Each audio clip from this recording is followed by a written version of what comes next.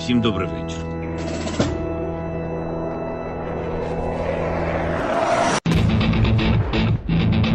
On behalf of the brave. On behalf of every father and every mother. Wings for freedom. On behalf of our warriors. And paves the way for a new history.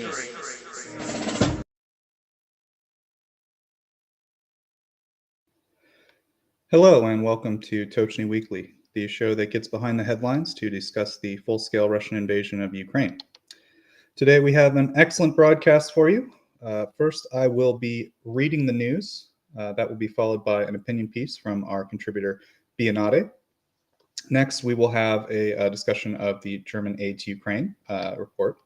And finally, we will have a military segment with our contributor, John Ridge, who will talk about GLSDB, which should be arriving in Ukraine at some point in the future, and these two new air defense systems that were discussed as arriving in Ukraine soon. So without any further delay, I will now present the news for the week.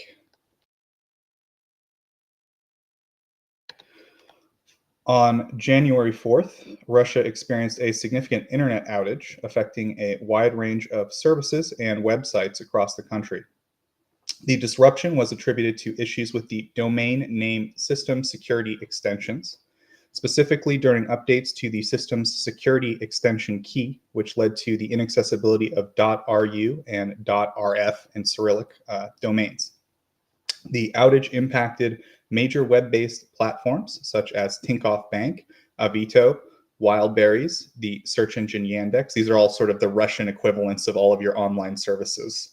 Telecoms provider MTS and others. The .ru and .rf domain coordination center, restoring Russia's high-level national domains, resolved the issue within 2 hours after it was reported.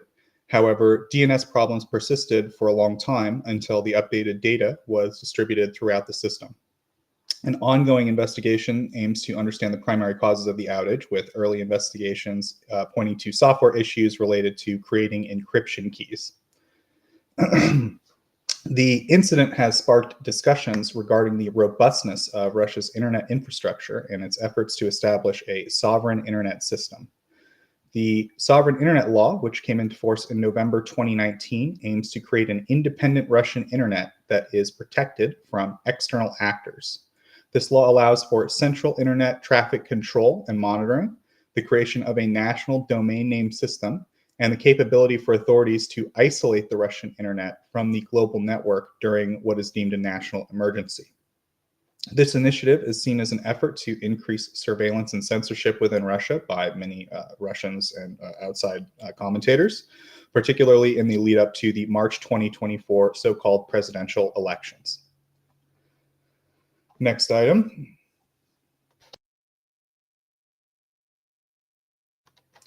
On January 31st, 2024, the Ukrainian military conducted a significant strike on the Russian-occupied Belbek military airfield in Crimea. The operation reportedly resulted in the destruction of at least 3 Russian aircraft.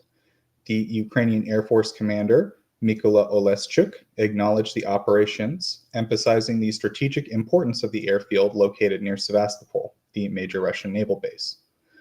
Despite Russia's claim of thwarting the attack by intercepting 20 Ukrainian missiles with 17 shot down over the Black Sea and 3 more over the peninsula, and they claim causing no damage to aviation equipment, evidence, the strike targeted a communication center at the airfield, as confirmed by both reports and satellite images. Moreover, obituaries in Russian online groups and the acknowledgement of losses by various Russian sources in their Ministry of Defense serve as confirmation of the strike's impact. The Russian Telegram channel Astra reported that a missile hit the airfield's communication point, and subsequent reports indicated damage to 1 Su-30 fighter jet and 2 Su-27 fighter planes. Additionally, the strike reportedly led to the death of at least 10 Russian military personnel, including Lieutenant General Alexander Tatarenko. A Russian special forces training camp near the settlement of Gvardievskoy was also hit, killing 9 GRU operatives. So it was a GRU camp, and injuring 7, along with destroying several pieces of equipment there. Next item.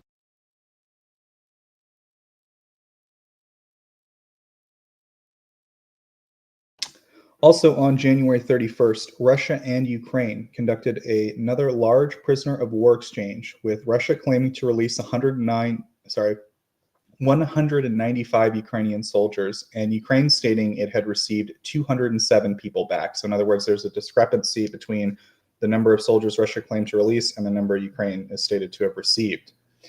The exchange was facilitated with the help of the United Arab Emirates and marked the 50th exchange since the onset of the full-scale invasion nearly 2 years ago, with a total of 3,035 POWs having been repatriated. The individuals returned in this swap included Ukrainian soldiers who had fought in significant battles, such as the defense of Mariupol, Kherson, and Snake Island, with 30 injured or seriously ill. The Russian President, Vladimir Putin, confirmed Moscow's willingness to continue such exchanges, while Ukrainian President Volodymyr Zelensky emphasized the importance of returning all Ukrainians home, regardless of the circumstances. This represents a shift. This is maybe my opinion a bit. This represents a shift in the previous rhetoric from Russia, which they expressed very limited interest in POW exchanges overall. And I would say the shift is likely an effort to secure support during the upcoming so-called elections, right? I think that Putin probably wants some good, images of, them getting people home as part of this effort to shore up support during the so-called elections. In addition to that, this exchange, I should mention too, the reason I mention this is the exchange occurred in spite of a recent accusation from the Kremlin that something disrupted the exchange last week. And what disrupted the exchange last week, according to Russia, was an incident that occurred on January 24th, when a Russian military transport plane, reportedly carrying Ukrainian prisoners of war, according to Russia, along with Russian crew members and soldiers, crashed in the Belgorod region, close to the Russian-Ukrainian border, killing all on board. Previously, Russia accused Ukraine of shooting down the military transport plane, alleging it was targeted with a Patriot missile, and it was en route to the prisoner exchange. The Russian government called it a terrorist act and suggested that Kyiv had knowledge that it was carrying prisoners of war, but chose to shoot down the aircraft to, quote, tarnish Moscow's reputation. Ukraine, however, has neither confirmed nor denied its direct involvement in the plane's downing, emphasizing the aircraft was, however, a legitimate target given its military nature and the potential cargo of weapons that it was carrying to be used against Ukraine. Ukraine has demanded the return of the bodies of these alleged Ukrainian POWs aboard the quest that Russia so far has not fulfilled or acknowledged, according to Ukrainian officials. Ukraine's stance is that without tangible evidence or readiness from Russia to transfer the bodies, or any other evidence for that matter, the claims of POWs being on the plane remain unverified. Therefore, Ukraine's military intelligence has underscored the need for an international investigation to uncover the true circumstances surrounding the crash and the nature of the plane's mission. The Kremlin basically has sort of not acknowledged any of this, and Western intelligence has suggested that it was probably a Patriot missile that downed it. This would be within the capabilities of the system. Russia did present some wreckage of a Patriot missile that seems, convincing enough. But there's no confirmation from any other sources outside of Russia itself that there were any Ukrainian POWs on board the aircraft. So that is the prisoner exchange and the previous incident that Russia claimed stopped this exchange from happening last week. But it's good to know that it happened anyway. We do hope that Russia does exchange prisoners. It's a very important. The Ukrainians in Russian POW camps are treated in extremely appalling conditions. As you saw, a large contingent of those people coming back were severely injured or ill. So we really applaud these efforts. Next item.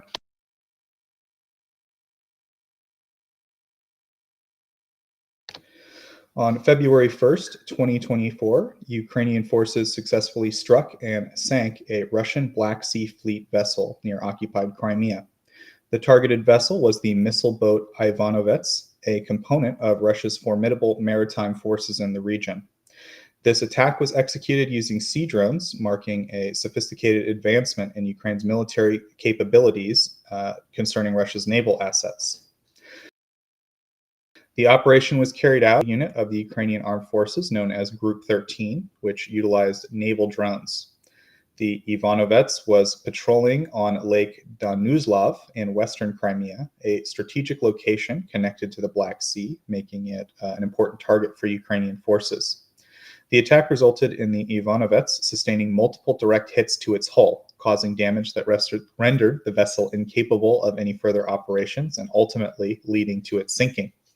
The Ukrainian military intelligence agency HUR released footage of the event, which you're watching, showcasing the effectiveness of the drone strike and the eventual sinking of the vessel. The loss of the Ivanovets is considered a substantial blow to the Russian Black Sea fleet, especially given the limited number of ships of the same class within that fleet. The operation highlights Ukraine's ongoing effort to challenge Russia's maritime dominance of the Black Sea and disrupt their logistical capabilities there. The operation's success was made possible partly through the support of the Ministry of Digital Transformation of Ukraine and the United 24 platform, which represents a collaborative effort between private and public sectors of Ukrainian government, military, society, volunteer effort to get drones working to achieve these goals. So it's a testament to collaboration between a lot of different groups, sort of coordinated in part by United 24 and the Ministry of Digital Transformation. Next item.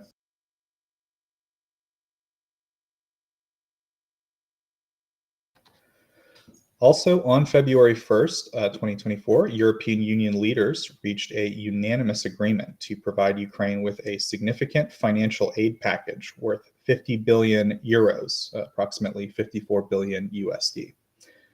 Overcoming previous opposition from Hungary, this deal will be crucial for Ukraine's long-term economic and financial stability. It sends a clear message of continued EU support as the full-scale Russian invasion approaches its third year. Ukrainian President Volodymyr Zelensky hailed the unanimous decision as a testament to strong EU unity, emphasizing its importance for Ukraine's sustained support in the face of Russia's continued aggression. The package aims to offer steadfast, long-term, predictable funding for Ukraine, ensuring the country's resilience against ongoing challenges. This agreement was particularly notable for overcoming weeks of resistance from Hungary, with Hungarian Prime Minister Viktor Orban eventually agreeing to the package after receiving assurances that the aid would be used, quote, sensibly and would not detract from funds earmarked for Budapest. In the lead up to the agreement, EU leaders employed strategic diplomacy to isolate Erdogan, who has maintained close ties to Moscow, to ensure the passage of the aid package. This involved a concerted effort by EU diplomats and officials, leveraging the unity of the other 26 member states to pressure Orban into an agreement. Key figures such as German Chancellor Olaf Scholz, French President Emmanuel Macron, and Italian Prime Minister Giorgia Meloni played pivotal roles in these efforts. The deal includes provisions for a yearly discussion of the package and the possibility of a review in 2 years, quote, if needed, but crucially does not allow for any unilateral veto by Hungary. This outcome demonstrates the EU's commitment to supporting Ukraine while navigating internal challenges and emphasizing the bloc's strategic approach to maintain unity in the face of this threat from Russia. The financial package is critical for Ukraine, providing much-needed budget support to sustain the country through the ongoing war. Despite previous vetoes and opposition, the eventual agreement does showcase that the EU has been able to unite for this common cause, and we look forward to seeing more coordination from the EU in the future. Next item.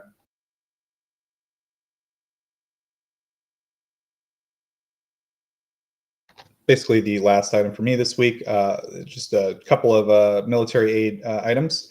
Following President Zelensky's visit 3 weeks ago to Estonia, they delivered a significant military aid package to Ukraine valued at 80 million euros.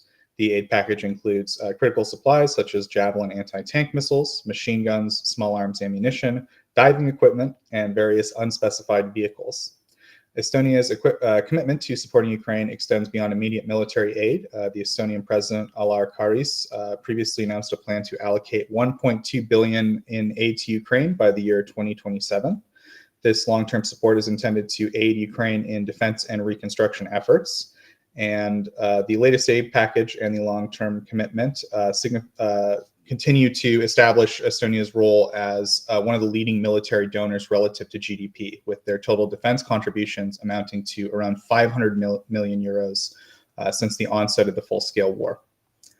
Additionally, the Greek government, following a request from the United States, is preparing a significant military aid package for Ukraine. This package includes weapons and equipment that the Greek armed forces no longer are using. The decision comes after a letter from U.S. Secretary of State Antony Blinken to Greek Prime Minister Kyriakos Mitsotakis, promising to prioritize the provision of a KC-135 military transport aircraft to Greece in exchange. The aircraft is expected to enhance the operational capabilities of the Greek fighter jet fleet, thereby enabling Greece to transfer equipment to Ukraine that is surplus to its needs. The United States has agreed to provide funding of up to $200 million for this initiative to take place. The military aid package from Greece to Ukraine is expected to include Soviet-era defense systems such as the Tor, OSA, S-300, and Zu-23 anti-aircraft systems. It's been explicitly stated which of these systems and how many will be sent to Ukraine. The political and military leadership of Greece has directed the relevant agencies to prepare for the transfer of outdated weapons and equipment to Ukraine, and highlighted the strategic depth of Greek-American relations and Greece's commitment to supporting Ukraine's defense capabilities. So that is it for the major news items this week. I will now hand it over to Bionade, who has an opinion piece on Russian athletes competing without their flag in international sports. Bionade, over to you. Yes, thank you, Joseph. This week, the topic of Russian athletes competing at the Paris Olympics has been in the news, and it's important to show what Ukrainian athletes have to experience. As a result of a Russian terrorist attack in January 2023 in Dnipro, Masters of Sports of Ukraine in acrobatic track jumping, multiple champion of the Zaporizhia region, winner of Ukrainian championships Anastasia Ignatenko, was killed by a Russian strike. This was reported by the Ukrainian Committee of Youth and Sports. Anastasia lived there with her husband Dmitro and her 1.5-year-old son Makar. The child's body was not found, only Anastasia's and Dmitro's remains. While Russian athletes have the possibility to compete in international sports and competitions, many Ukrainians don't.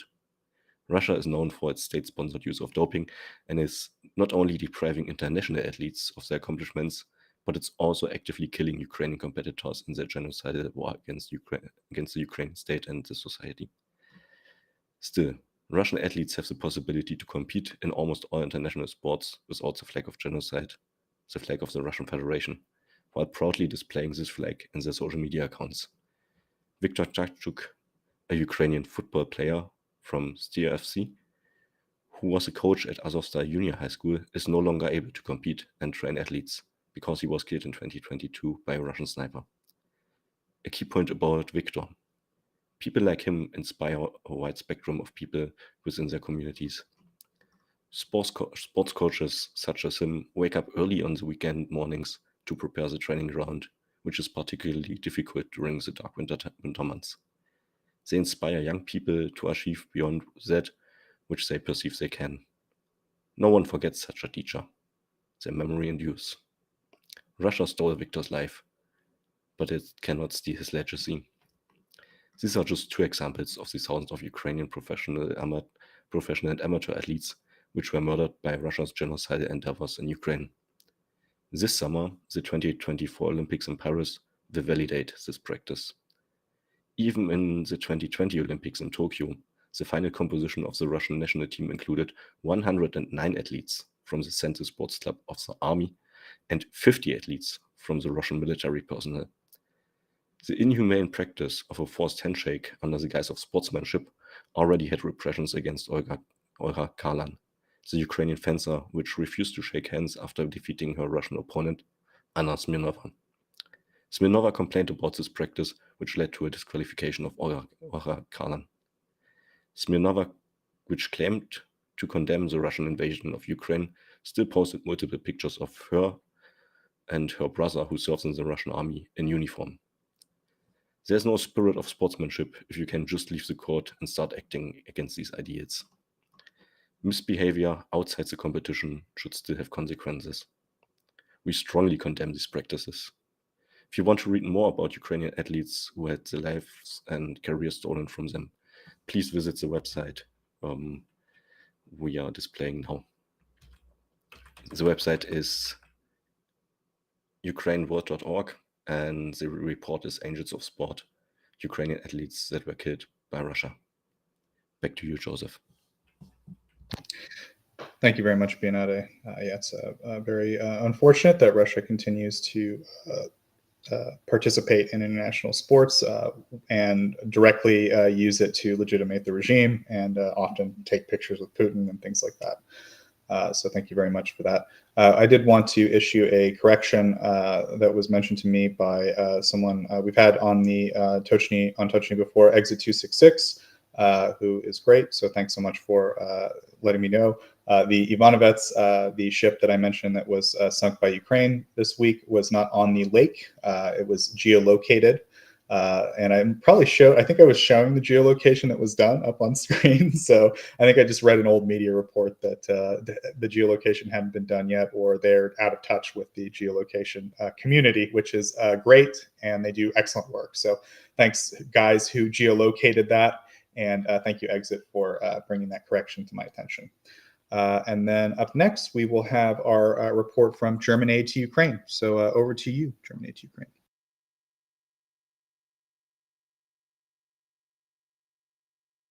Yeah, thank you. Sorry, I totally forgot to unmute myself. Happens every time. Yeah, thank you. Hello, everyone. Let's now have a look at this week's news from Germany. This time we are starting with Tuesday. Hamburg's Authority for Science, Research, Equality and Districts is donating instruments for forensic molecular genetic examinations to identify the war dead in Ukraine. The German-Ukrainian Association Feine Ukraine e.V. will organize the transport to Kyiv. On the same day, Rheinmetall announced that it has started to expand its existing site in Hungary. The plant will be expanded by around 100 hectares and will be able to produce 155mm artillery ammunition and 120mm ammunition for main battle tanks once construction work is expected to be completed early 2026. The expansion also includes an additional plan for the production of explosives.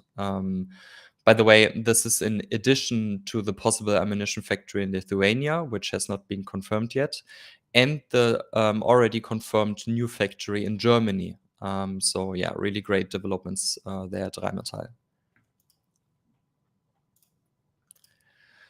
The German government has updated its military aid website on Wednesday and made public that they have delivered the following to Ukraine in the past 2 weeks.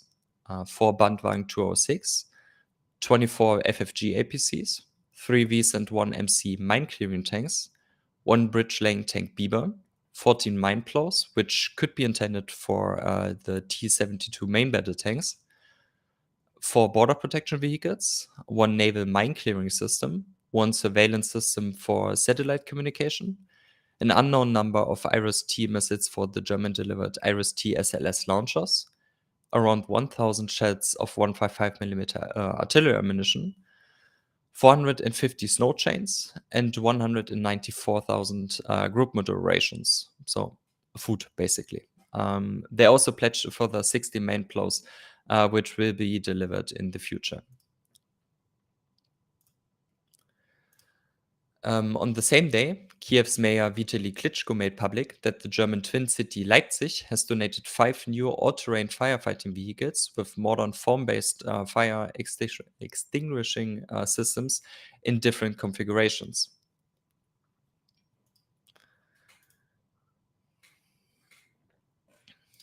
I want to end this day with the announcement that a German volunteer was killed on Wednesday. The 36-year-old female combat medic served nearly 2 years in Ukraine. Yeah, I'm a bit lost for words with this one. This should be a reminder to everyone here that volunteers from all over the world, not just from Ukraine itself, stand up against Russian aggression every day in Ukraine, and they too need our help. They're dependent on our help.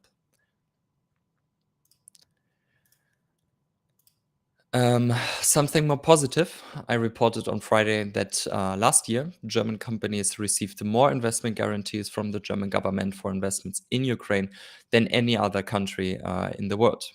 Investment guarantees provided by the German government protect German direct investments abroad against political risk. In Ukraine, for example, this means that the German government pays for damage to factories owned by German companies caused by Russian attacks. The intention is to encourage German companies to invest in Ukraine, which in return will strengthen and stabilize the Ukrainian economy. So yeah, really great news, and I hope we will see more of that in the future. On the same day, regarding the new ammunition factory in Germany I mentioned in the beginning of the segment, I got some new details I can share with you. The new factory will be built within a year in Unterlüß, where, for example, the production of the Gepard ammunition and the refurbishment of the Marder 103 IFVs takes place. The construction work is to be scheduled to start on the 12th of February, so very, very soon. And with this factory, Rheinmetall plans to produce up to 200,000 155mm shells per year in total. So at this plant, not due to this factory, because they are, when I recall right, also produce the smart ammunition, for example, already in Unterlüß. So in total, the whole site, 200,000 shells.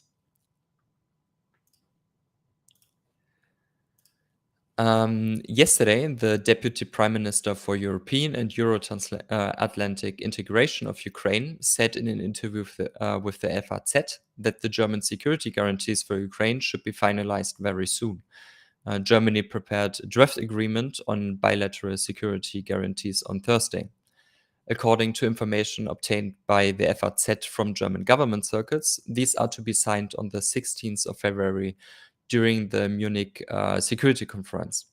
The guarantees will include the necessary reforms in Ukraine, financial aid over several years, military-industrial cooperation, and the provision of sustainable long-term military assistance by Germany. And as the last item, the volunteer fire brigade of the German town of Rheinbach, with the help of the German association Rheinbach Hilft e.V., has donated a fully equipped firefighting vehicle to the Ukrainian city of Kupiansk, which is just several kilometers away from the front line. According to the head of the Kyiv Regional State Administration, the vehicle will go into service with a newly created volunteer fire brigade unit in the settlement of Kyiv. I hope I said that correctly. Yeah, and that's the German news for this week. Thanks. Thank you very much for your report, as always, Germinate to Ukraine. So this week we have a couple developments on the military side of things. So we thought we'd get John Ridgen here and also Colby, which is great, to discuss mainly the two announcements this week. One, GLSDB, which is a weapon John will explain in a moment. And there's also a mention of two air defense systems that were sent to Ukraine, which should greatly enhance their capability there. So John, I'll turn it over to you. You can let the audience know whatever you want about this stuff. Right, so I suppose we should start with the announcement concerning GLSDB, Ground Launched Small Diameter Bomb. So for those who aren't familiar, a couple days ago, I believe it was on either Wednesday or Thursday, the press, I think it was it Politico? I think it had announced. Okay, Politico. They had announced that per their sources in the DoD that the DoD had taken delivery of the first production lot of GLSDB rounds produced by Boeing and Saab and had completed their test shot campaign to verify or validate the performance of the first serial production missiles, and that first lot, sans those expended, and testing at Eglin Air Force Base in Florida would be delivered to Ukraine within the next 24 to 48 hours. That was then later confirmed on the record, I believe, by Victoria Nuland of the State Department while she was visiting Kyiv, I believe, the next day on Thursday or Friday. As far as I'm aware, we don't actually know for certain if the ZSU has taken delivery of those systems yet. We haven't seen any indication that they've been employed in combat yet, but they should be taking delivery of them in the very immediate future if they haven't already. Colby will know, but there was some additional reporting on the quantities that followed that initial report that indicated the first lot would consist of, quote, several dozen missiles. I'm interpreting that as somewhere in the range of probably 24 to 48 rounds, and I believe half a dozen launchers. So for those who are, again, not familiar, GLSDB is advertised as being compatible with M142 HIMARS and M270 MLRS, both of which Ukraine already has in service in a couple different variants from a few different donors. GLSDB uses the same launch pod container as M26 MLRS and M30, M31 Gimlers. However, the integration hadn't been done previously as no other HIMARS or MLRS operator had decided to adopt GLSDB. Nobody else had really shown any commercial interest in it. Ukraine's really the first because of this unique set of circumstances, and it was something that could be made available to them relatively quickly and inexpensively. So Boeing and Saab were offering a proprietary launcher in two variations. The first was a sort of containerized launcher that you would mount on the back of a truck. I believe we have a picture of that or a couple images of that we can put up for those of y'all. And then there was another version that was more or less sort of a trailer assembly that you could load onto the back of the truck and then release onto the ground. It isn't clear which of those Ukraine would be getting. Obviously, both have demonstrated hardware. The containerized launcher system that was used for the test shots of the initial prototype rounds that was done in Norway as part of their initial test campaign, better part of, I think, a decade ago now. So presumably at some point it will be made compatible with HIMARS and MLRS, but the initial indication is that at the beginning they're going to be using this proprietary launcher system. I had a conversation with Jakub, originally from Oryx's team, about this in January of last year. This is all public replies on Twitter if anybody wants to go track this down in my timeline history. He had mentioned that per his contacts at the DoD, the software baseline for HIMARS and MLRS, which is controlled by the DoD, the software baseline integrating GLSDB in both of those platforms was in principle completed. However, it was pending certification.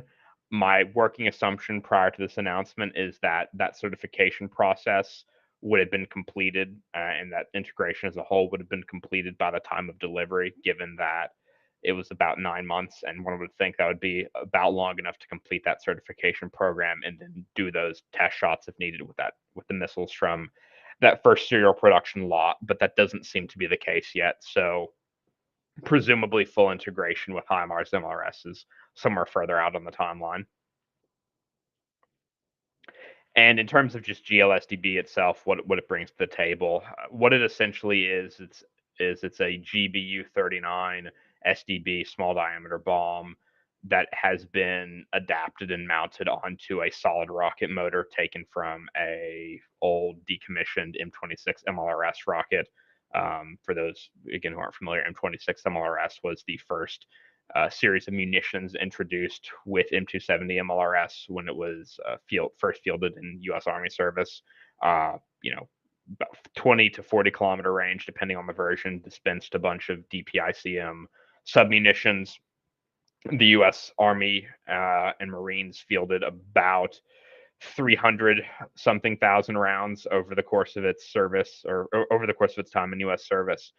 Most, if not all of those, have since been withdrawn. At least 100,000 of those rounds have been demilitarized and disposed of. So we should have a couple 100,000 of these motors in various different states in storage. The commercial pitch for GLSDB was that it was a low-cost commercial off-the-shelf option because it could leverage an existing payload, GLSDB, an existing motor, the M26 motor, and then Saab would produce a proprietary adapter to mount them together, and then just use standard M26 pods, launch pod containers, and go from there. For a variety of reasons, again, nobody really had any commercial interest in it. The main selling point over Gimlers, aside from just the cost of it, was that it had a 150-kilometer range, whereas Gimlers has roughly an 80-kilometer range.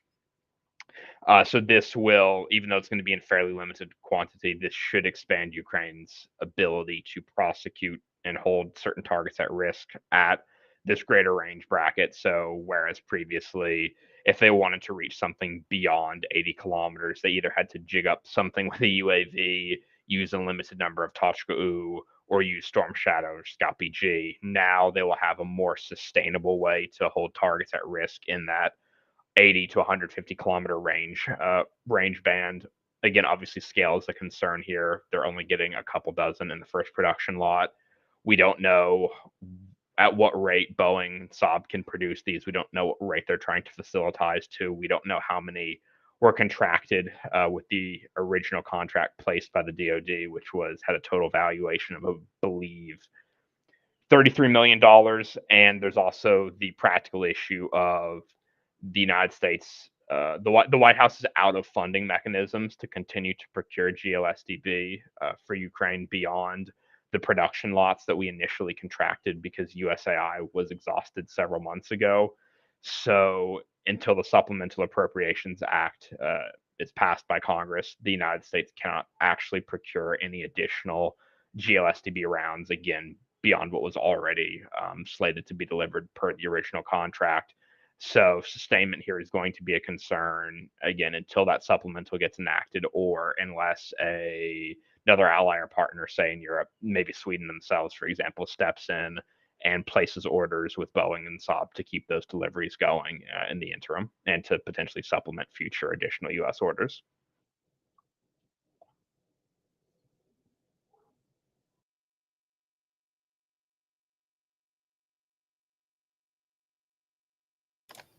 Colby, do you have anything you want to add about GLSDB, or you think John covered it pretty thoroughly? No, John didn't leave me much to explain. That was fairly comprehensive. Maybe the only one thing that I would add emphasis for is that even though Reuters, the article that they wrote following Politico's break of the story, even though Reuters' article didn't explicitly say this, I did confirm with them that these are in fact proprietary launchers from Boeing that are being shipped, because I'm sure some people are going to make the assumption that Ukraine is getting more HIMARS from the United States, and that is not true, at least not in this shipment. These are some number of proprietary launchers that are being provided from Boeing following the testing at Elgin. So that is something that Reuters was able to confirm with the Department of Defense. Thanks, Colby. So, John, I guess my question, maybe to help the audience a bit, and then we'll get to some audience questions. If we think about Ukraine's current capabilities in terms of striking targets, they have HIMARS, right? They have Gimlers. They don't have these new Gimlers, but they have the old weapon. So, comparing the two, what types, will GLSDB be used similar to Gimlers, or where does that comparison start and stop, right? Right. So just for context, for people, the new Gimlers that Joseph is referring to is ER Gimlers, which is, as the name suggests, extended range Gimlers that will be entering U.S. Army service in the near future. The first production lot of that was originally scheduled to be cut into production in 2024, cut into the existing Gimlers production line in fiscal year 2024. Unfortunately, because we are under a continuing resolution and we are the better part of 5 months in the fiscal year, that contract has not been awarded, because the funds that were slated to be appropriated for these contracts and all other fiscal year 2024 procurement and R&D have not occurred. But again, that was for the first. setting that aside, those, I believe the initial order was for about 120 of those. That was supposed to, again, enter production this fiscal year, which hasn't happened yet because of this budgetary faff. But the principal aspect of ER Gimlers was that the U.S. Army had a range requirement of 150 kilometers, so almost double the existing or the range of existing Gimlers, which is again 80 kilometers or so. I believe, I can't remember off the top of my head if GLSDB was explicitly offered for that competition, but in any case, the Army selected ER Gimlers for a variety of reasons. ER Gimlers is just, honestly, in all respects except cost and time to set up the production line, ER Gimlers is the superior product, which is partially why Ukraine got saddled with GLSDB, because it was something that we could do quickly and at a somewhat notable scale, I would say. Again, given the constraints on time and funding here. But going back to the comparison with just existing M30, M31 Gimlers, you would expect an effects profile very similar to M31 Gimlers. They both have similarly sized warheads. Obviously, there's going to be some differences there, explosive filler, exact explosive filler mass, etc. But broadly speaking, similar warhead sizes, you're going to expect similar effects on target. I believe GLSDB, well, SDB as just a payload, should have a somewhat better semi-armor penetrating capability than Gimlers, just by the nature of its design. So it could be useful for some more hardened targets than Gimlers would ordinarily be used for. In terms of what Ukraine will actually be using it for, I mean, given that they don't have any other assets besides Storm Shadow and Scalp EG to prosecute targets beyond 80 kilometers, they're just, I suspect it's just going to be whatever relevant high value targets they are able to locate within that 80 to 150 kilometer range band. That's what they're going to use these for. Whatever high value targets they can locate as dictated by the availability of the missiles.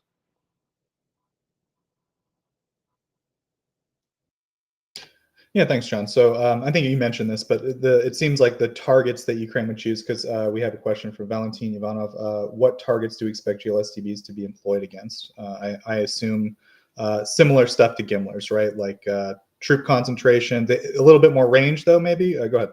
Yeah, again, so it's almost double the range of Gimlers.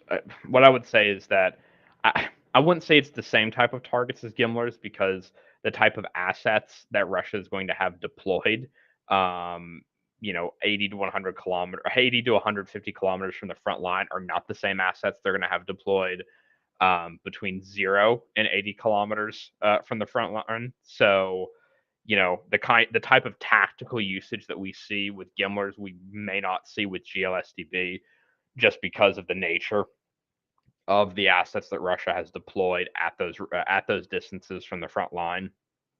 So I would expect things like, for example, C2 nodes. If there's ammunition fuel depots, prosecute those. Haaland is aggressively zooming in on an air base right now. Yes. They could do some fun stuff at Zhankoy and northern Crimea if they wanted. They could potentially use it on FARPs, the forward arming refueling points for Russian rotary wing assets like the Ka-52s, the Mi-28 Havocs, the Hinds as well, the Mi-24s. Those would also be, targets that they could now be able to service more effectively that they previously couldn't. So this will open up some options for them. Obviously, again, the overall impact, this will be strongly contingent on how many they get, which is currently limited by various other financial considerations, really, from the U.S. perspective. Thanks, John. Colby, do you have anything you want to add about any of this? Not on GLSDB, but maybe just on the ER Gimlers. Whenever that production cut-in does happen, theoretically, Ukraine may receive those as well. We don't know, but it's possible that the Department of Defense has already made a commitment for ER Gimlers in past USAI packages for Ukraine, but we just don't know whether that's happened or not. So that could be something that's in the pipeline, but as John said, that has not happened yet. The production hasn't started. There's no contract for it yet, as far as we're aware. But that's something that may make an appearance as well at some point in time in the future. Yeah, I was also going to add that it's also possible, for example, Gimler's already has a number of foreign operators that have placed contracts for it. Most notably, Poland has bought an enormous number of them, along with just regular Gimlers. So it's always possible, for example, that once Poland takes delivery of some quantity of their order for them, that they could do a third-party transfer request and transfer some to Ukraine if they felt so inclined, and the State Department and DoD felt so inclined. So things like that are also possible. Obviously, just pure speculation, but at this point, but it's not inconceivable that Ukraine could end up operating Gimlers at some point. Sort of from an industrial policy standpoint here, we were always sort of faced with the dilemma that, again, there is this time and this budget crunch that we have to work under. The ideal approach, I suspect, would have been to just not procure GLSDB and instead accelerate the cut-in of Gimlers. That would have been more expensive, though, both in terms of getting that manufacturing capacity tooled up, as well as the individual rounds themselves. The first lot of Gimlers, and obviously, again, this is the very first lot, AUR, all up round costs, so the individual unit cost of them will decrease as it enters larger scale production. But the initial unit cost of Gimlers is about $450,000 a round. GLSDB, we don't have any specific numbers because none of this has been disclosed. My rough estimate is that it's probably in line with Gimler's 150,000, just by virtue of the fact that it's not that expensive to recapitalize, refurbish, and recertify those motors. A GBU 39 SDB itself is only about $35,000 per unit if bought in bulk. The adapter only costs so much, and then obviously you have the cost of final assembly, integration, loading into the launch pod container, etc. So again, if we just had a lot of money and where we were taking a really long-term view here, it would have been probably a smarter decision to just cut in Gimlers immediately and begin rapidly converting the Gimlers line to Gimlers as quickly as we reasonably could. But again, because of these overarching budget constraints that are a result of ultimately political constraints, GLSDB was the right option at the time that this contract was placed with the available appropriations in terms of USAI. Yeah, we also have a couple more questions. One from B. Goldhagen. How are targets acquired? The same process as Gimlers or any other U.S. provided, PGM that uses inertial and GPS navigation. Could you explain? Precision guided missile. We'll start there, John. Go ahead. Precision guided munition. Well, I mean, I think the question's, I guess, not a good approach to it, in the sense that how they're going to find targets is it's going to be the same intelligence and targeting cycle they're already using. They're already going to have an existing process that they use to develop the location of enemy assets, personnel, capabilities, systems, and stuff. The guys that launch it get a set of coordinates, right, John? They don't Yes. really know how it was done. Yeah. So yeah. I guess that's a better way to frame it. The guys that are launching it don't. I don't want to say this definitively for rocket artillery. It's certainly true for tube artillery. The guys operating the system that are firing the gun or launching the missiles usually have no idea what they're firing at. They're given a set of coordinates by, in the case of tube artillery, it's a fire direction center, at least in sort of the U.S. Army, the NATO approach to it. Ukrainians may approach it somewhat differently, but they're just given a set of coordinates to engage with something like ATACMS or GLSDB, since there's some maneuvering involved. In addition to the set of coordinates, there'll be like there'll be a mission planning process that a centralized mission planning cell does.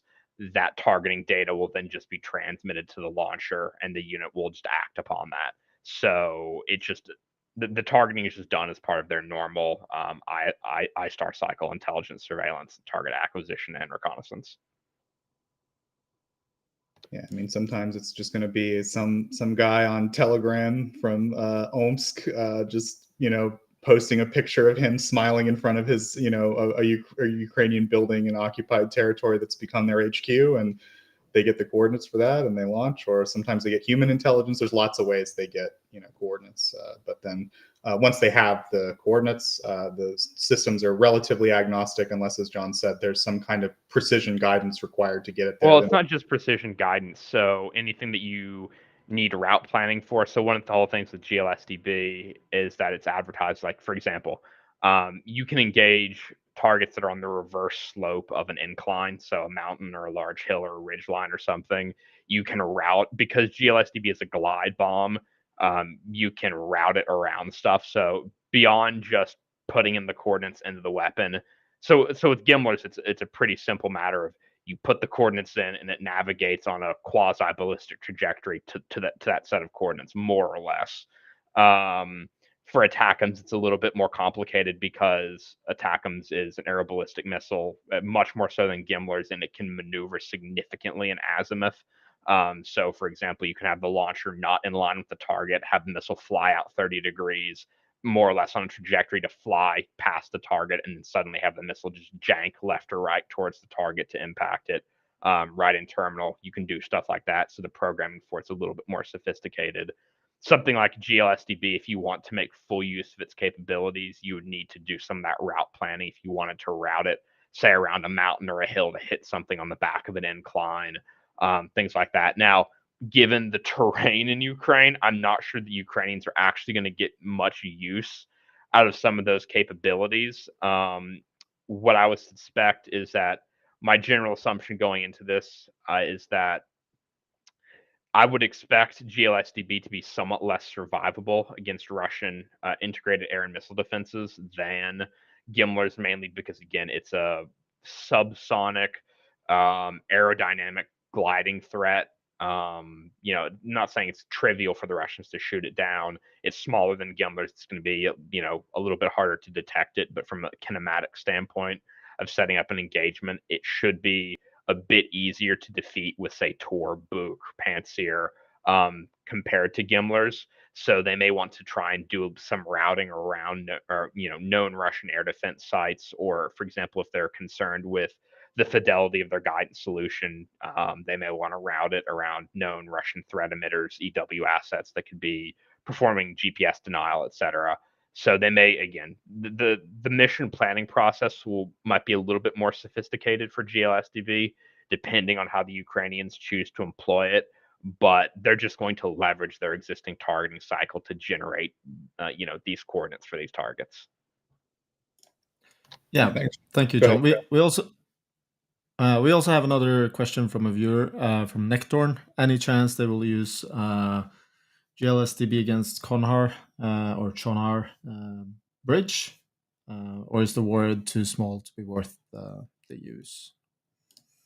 So there's people have been talking about GLSDB or just SDB just in general and bridges. The thing to remember about it is that it has a similar warhead size to Gimlers. So what I'd say is it's very effective against targets that are under bridges. I'm not sure how effective it would be against a bridge in and of itself. There's actually I don't have the GIF on me, unfortunately, but there's a very, very classic video of a GLSDB penetrating, and this was a live fire test, penetrating through a arch bridge and then detonating after it had passed through and destroying an aircraft that was hidden under that arch bridge. So if the Russians have decided to hide stuff under the Chonhar bridge, this is definitely be a use case for it. But in terms of something like, destroying the bridge itself, this is not really the ideal weaponeering approach. I suppose, kind of like Gimlers and the Antonovsky Bridge, if you have enough of them and you put enough of them through the bridge in enough places, you'll probably put it out of commission. But again, that's not really an ideal or efficient weaponeering approach, really, and not something they'll be able to do with GLSDB, just given the limited quantity in which they'll be receiving them. Yeah, I mean, there were several attempts to take out this bridge in the past as well, and this was one of the pictures that we got from the Russians. So nice damage assessment for free. But yeah, it seems like this is a pretty well reinforced bridge. John, I have a question. I've gotten this from a lot of different people, and it doesn't just apply to GLSDB, but all of Ukraine's GPS guided munitions that they've been using.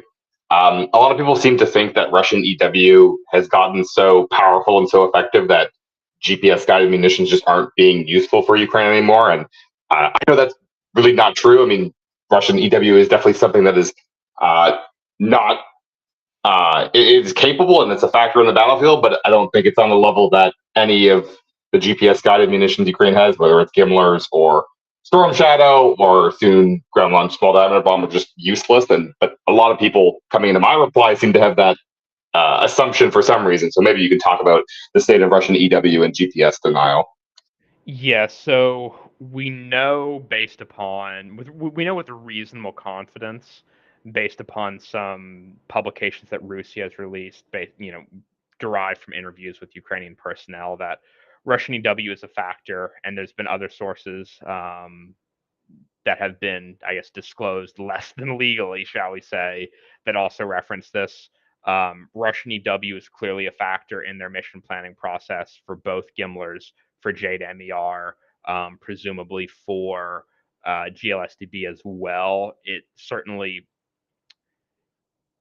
has an impact. I would say there are definitely numerous cases of Gimlers, JDMER being defeated by Russian EW, and by defeated I mean that it means their impact point is far enough from their desired aim point as a virtue, but by the result of their GPS being denied, that it doesn't have the desired effect on target. I mean, that's certainly something that has occurred. My understanding is that it has affected JDAM-ER more than Gimlers. I have a couple theories as to why. It's also been affecting Excalibur to some extent.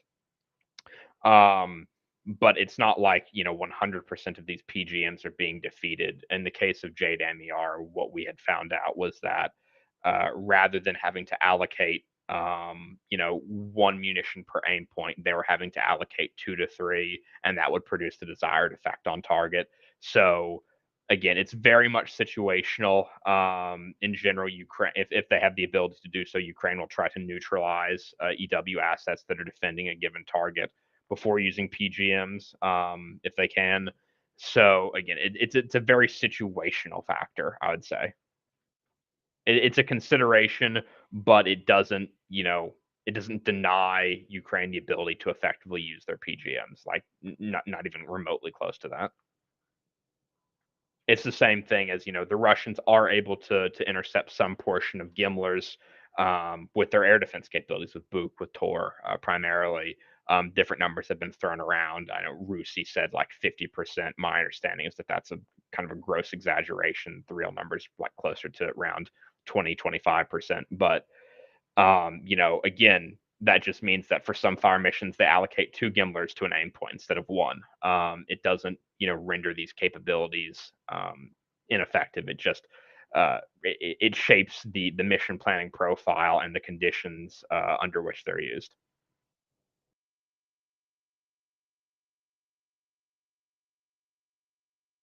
So, John, do we have any concluding thoughts on the GLSDB stuff before we move on to the next topic?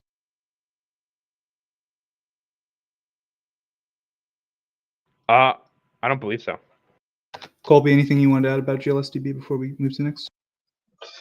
Just that with any munition, the key is always quantity here.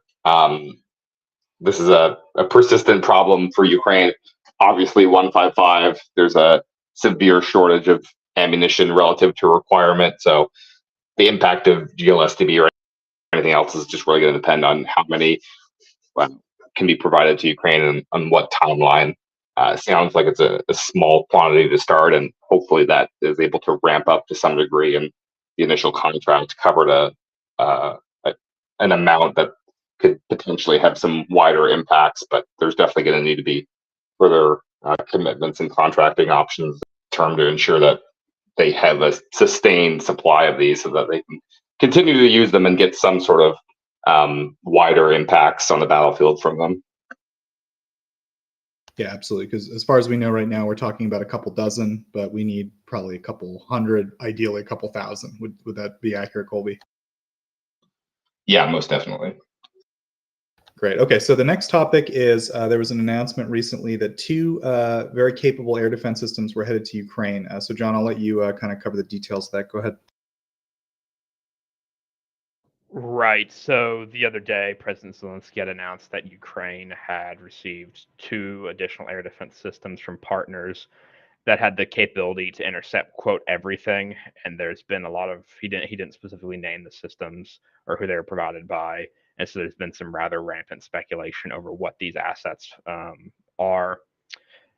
There's a couple ways to look at this. I've sat down, thought about it, looked through some data and some public sourcing, and I have a couple theories on what the most likely explanations are. So there's 2 ways to look at this. The first is to take him literally and assume that intercept everything refers to full spectrum aerodynamic and ballistic defeat capability. So systems that can defeat both ballistic and aerodynamic threats. Of those, there are only 2 systems that Ukraine has received from allies partners, and only 2 systems 2 Western systems that they can receive that have those capabilities, and that is Patriot and SAMP-T. A lot of people have been assuming that it's SAMP-T. I would caution people against making that assumption. Thus far, I have not seen any indication from any source, any reporting whatsoever, indicating or pointing to that Ukraine is slated to receive any additional SAMP-T batteries from either France or Italy. Obviously, again, the fact silence doesn't necessarily mean anything. Absence of evidence isn't evidence of absence. But on the other hand, there was reporting in August of 2023, the Ukrainian ambassador to the United States had made a statement that they were purchasing Patriot batteries for themselves from Raytheon, in addition to NASAMS and a few other systems. The NASAMS purchase occurred. There was a Defense Security Cooperation Agency announcement of the approval of a foreign military sale of NASAMS to the government of Ukraine, and there was a associated congressional notification of sale for it. However, there was never a DISCA announcement or a congressional notification of sale, either for a foreign military sale or a direct commercial sale for any number of Patriot batteries to Ukraine. My gut instinct, kind of reading between the lines here, is I would suspect, given there's no specific indication that it would be SAMP-T, none were expected to be, no additional systems are currently or publicly known to be expected to be provided by either France or Italy. My instinct would be, again, if Zelensky was being literal here, and this is a system that can defeat both aerodynamic and ballistic threats, that this could be the Patriot battery, the new build Patriot batteries that, per the Ukrainian ambassador, that they had ordered sometime last year. I would expect that's the most likely, most plausible explanation at this time. If we kind of look back, if we kind of take a step back, though, the other perspective is to just not take him literally, and that brings 2 other systems into the equation: IRIS-T-SLM and NASAMS, both of which can only engage aerodynamic threats. In terms of IRIS-T-SLM, there is a backlog of those systems for Ukraine, or that are on order for Ukraine. However, the German government, as German aid to Ukraine can testify here, they're usually pretty transparent about indicating beforehand sort of roughly when these systems will be delivered, or have been delivered. There hasn't been any indication that 2 IRIS-T-SLM batteries are slated to be delivered in the immediate future, although again there is that pending order backlog, or that they have been delivered. So I'm just enormously skeptical it's IRIS-T-SLM based upon that, because again, based on all the prior IRIS-T-SLM deliveries, we've had some sort of indication immediately before from the German government, or from the German government immediately after the delivery was made, that those systems have been delivered. The other option is, of course, NASAMS. There's a massive backlog of those systems for Ukraine. There were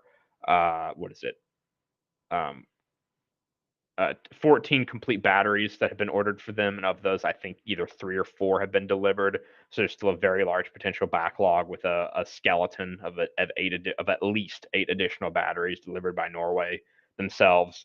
So it could just be 2 more NASAMS batteries. I would say, again, if Zelensky wasn't being literal, if that's the interpretation we choose to go with, I'd say maybe NASAMS is a bit more likely. But again, if we do take them literally, I suspect it's probably those Patriot systems that they had reportedly purchased.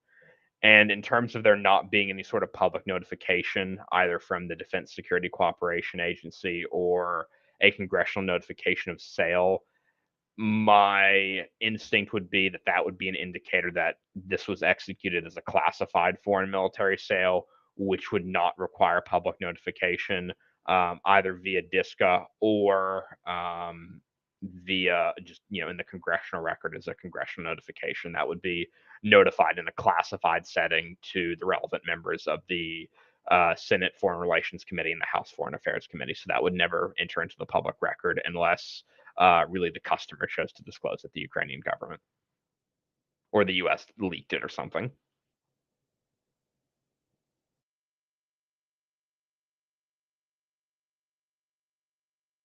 I have a question for both you and Colby, and it's a little bit general. When it comes to munitions for, let's say, air defense systems or GLSDB, Gimlers, we now have these funds coming in from Europe. Would it be possible that Ukraine bought directly, or does it need to be going through a lot of red tape and approvals? Could you say that again, Erland? So if Ukraine would want to acquire munitions for instance, Gimlers, GLSDB, would it require a lot of red tape and bureaucracy and approvals for that to happen directly from the US? Red tape and bureaucracy is the watchword of the United States foreign military sale and direct commercial sale process, my friend. Yeah, okay. But has any of those processes been already passed because they have been receiving certain weapons? Yes. So as I said, Ukraine got approval for a foreign military sale of the NASAMS battery. We don't actually know if that contract was signed. I think Jeff had actually mentioned that in the chat last stream when I had talked about this. They got approval for it. Nobody ever stated if they signed the contract. That's something I need to follow up on privately with a couple people. So we don't have clarity on that publicly, but they have gotten FMS approval for that. The other thing to consider is that there is, in terms of what gets notified, either publicly via DSCA or as a congressional notification, again to the House Foreign Affairs Committee or the Senate Foreign Relations Committee, that's dependent on a couple things. There is a value threshold. So if the total valuation of the sale, be it for FMS or DCS, is below a certain dollar amount, DSCA is not required to issue a public notification. And those two committees are not required to receive notifications either. And also if it's not what's considered a major defense article, and it's again below that dollar limit, if it meets both those criteria, then there isn't a public notification process. So it's possible Ukraine could have been buying $50 million of lubricants, $50 million in spare parts. They could be making a bunch of small purchases for various sustainment assets and some sustainment support stuff, either again as an FMS action or a DCS action. And that would likely never be publicly notified because they wouldn't meet the threshold for public notification, again, either via the DSCA or in the congressional record. I will add that a huge number of sales, both FMS and DCS, are processed that are below the notification threshold. So we never find out about any of this because it doesn't have to be told to Congress, it doesn't have to be made public. There's no record outside of the executive branch in their own internal records. So we just don't know who's buying what if it's below those thresholds. So Ukraine could conceivably be buying a lot. This is, kind of a way, I guess you could say, in the system by splitting. Colby, your audio is really bad. I think my internet's really weak. Yeah, you've gone full Dalek on us.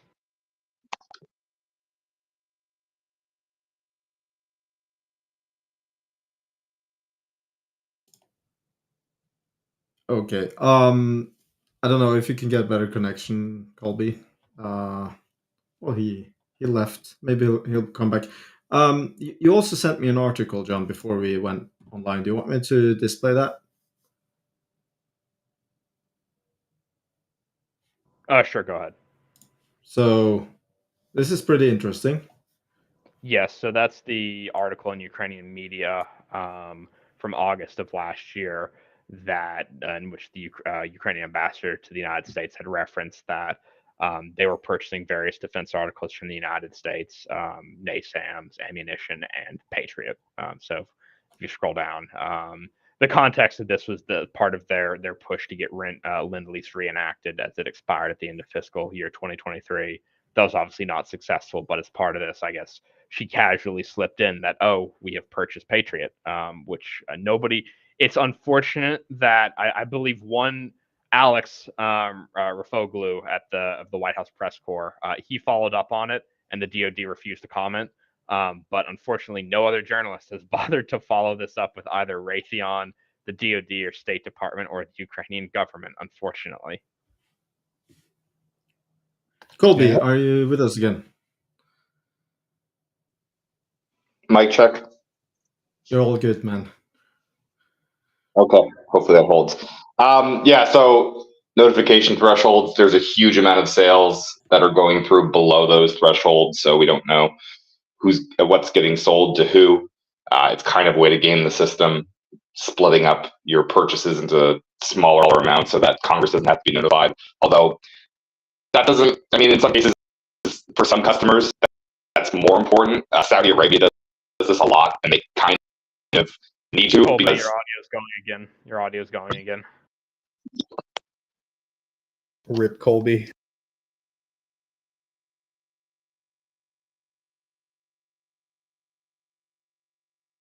Just to sort of, I guess, round that out while he works on his audio and his internet.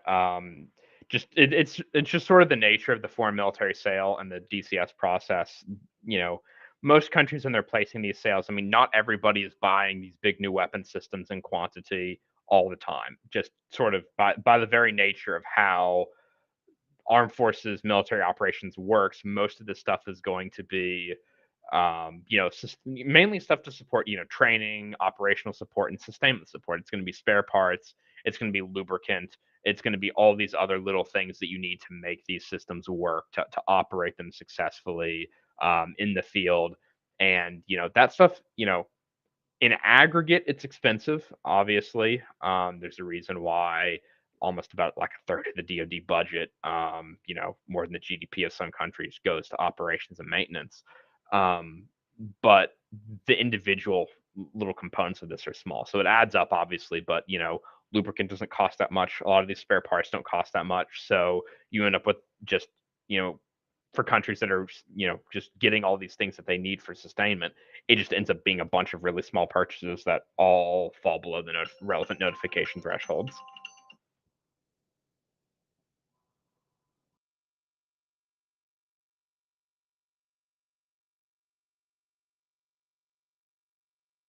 John, do you want to get into your missile theory at all, or is that something you're still working on?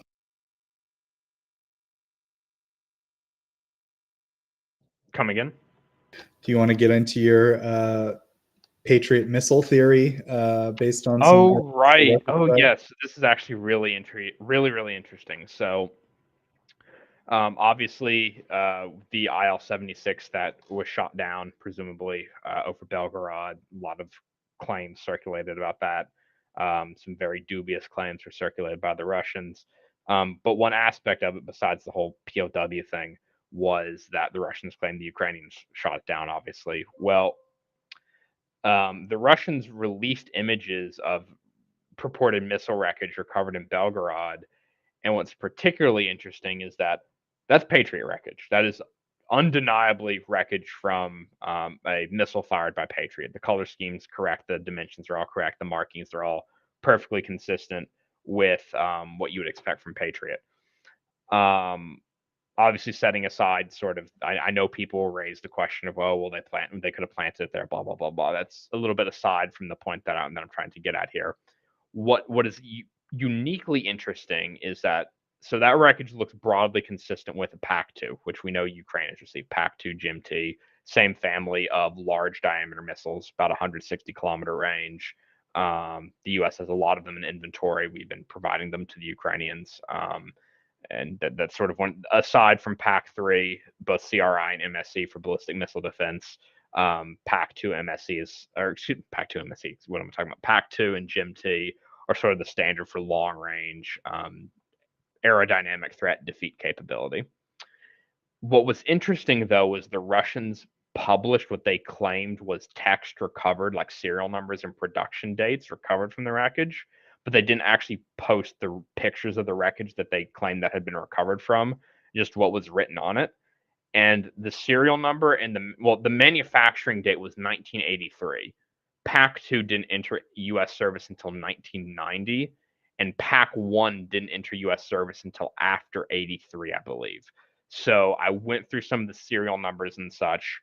If that manufacturing date and some of the other numbers that they had released are accurate, again, it's a question mark since they didn't actually release images of the wreckage that they claimed to have, that stuff was claimed to be written on. It looks like this is the wreckage of an MIM-104A, also known as Standard, which is the original missile that Patriot shipped with in the 80s when it was first fielded in U.S. Army service.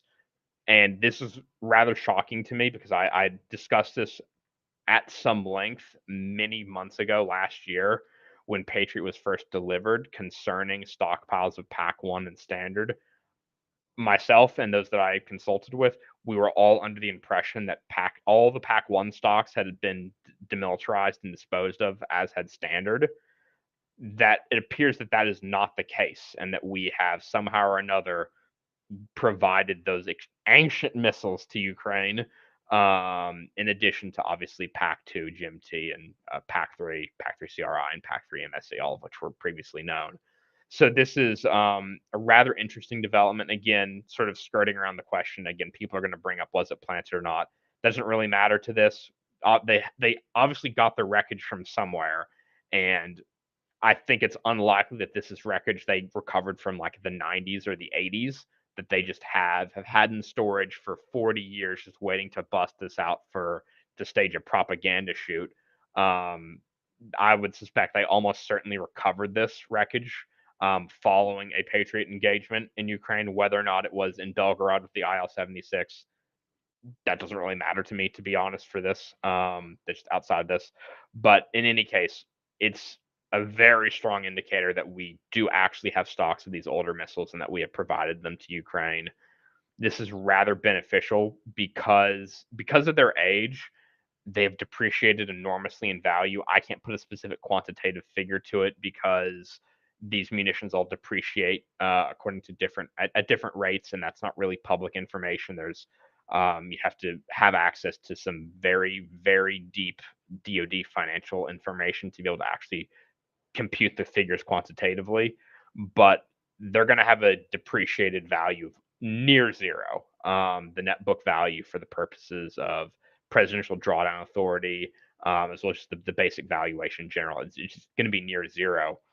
And so what this opens up is the possibility that because they are excess to our requirements, unlike PAC-2, which is older, we have a very large quantity of, I believe, prior to the invasion, we had about 6,000 inventory. So very considerable stocks. They were not excess to requirements. We still had them. We were still operationally fielding them with Patriot units, and we continue to do so to this day. PAC-1 and Standard were removed from service completely decades ago, so they are genuinely all excess to requirements.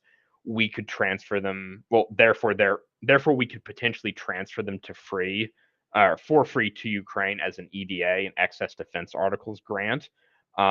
Whereas with PAC-2 or PAC-3, we'd have to do it via presidential drawdown authority. That would subtract from the overall established cap, which is finite. Whereas, any of these missiles that we have and are in working condition, we can just give them to the Ukrainians for free. As many as we have, really, that are in working order. Or if they're not in working order, as many as that we have the money for to refurb back into working condition. And then there's the logistical consideration. We have to figure out how to pay for logistical costs of transporting them That's an issue for PDA as well. That's a bit of a whole different can of worms, though. But the fact that we have these missiles left in inventory is a very, very good from a long-term sustainment standpoint, because it really stretches out the time frame with which we can kind of confidently say that we can continue to supply Ukraine's interceptor needs for Patriot. So this is a very positive development. Yeah, I think it's a good theory, John. It seems, like I can't think of a good reason why Russia would trot out a 30-year-old missile to make this point. So, as you said, it really strongly indicates your theory. There's some weight to it. Colby, we'll maybe check in with you one last time if you wanted to weigh in on this at all. Go ahead.